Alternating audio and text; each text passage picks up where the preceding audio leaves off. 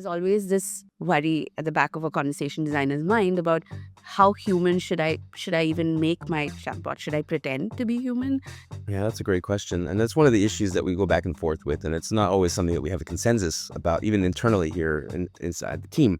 I'll give you an example of something that is an interesting look at this issue. When someone says to her, "I love you," or when someone says to a chatbot, "I love you," what should be the correct response from the chatbot?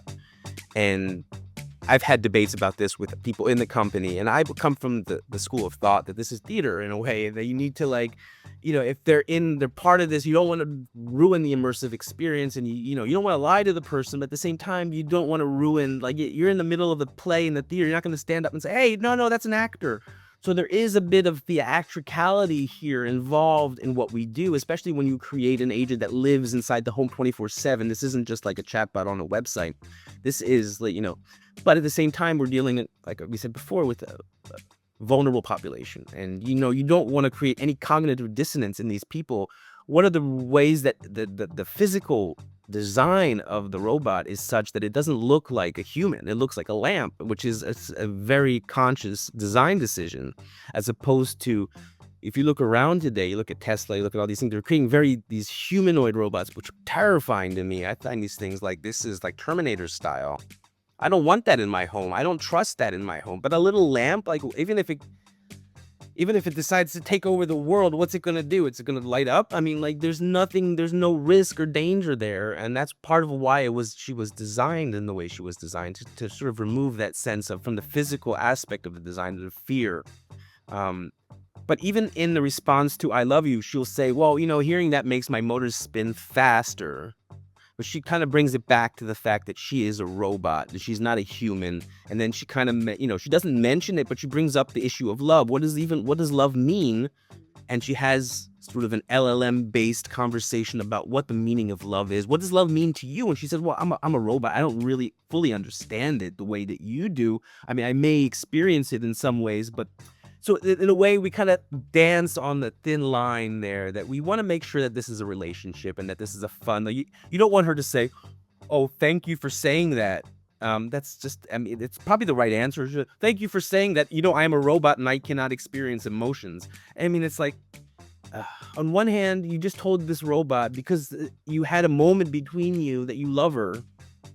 You kind of expect her to reciprocate something and not to give you the cold robotic shoulder. And I think that that's sort of the balance that you don't want them to think this is a human and then to fall in love. Yeah. But at the same time, it's a fun experience if, we're in this playful world where the robot and I can really have a fun relationship together and we can beat loneliness together. So since you mentioned caregivers as one of the audience members that's actually, that LEQ is actually responsible for, a caregiver fatigue and aspects like that are usually well documented, well handled by psychologists. Do you have a team that's responsible for bringing in aspects of psychology frameworks that exist today into LEQ? Absolutely. That's a wonderful question.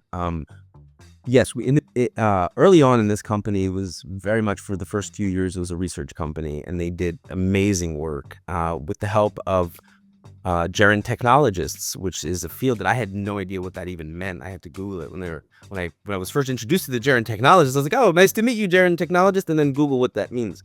It's basically, if I remember correctly, it's basically psychology, technology for older adults. But their role was to really help us. And I'm going to name drop. Her name was Maya Goldberg, and she was amazing, Maya. And I worked with her very early on in terms of helping come up with some of the aspects of her personality. We're refining some of the aspects of her personality based on some of the psychological issues.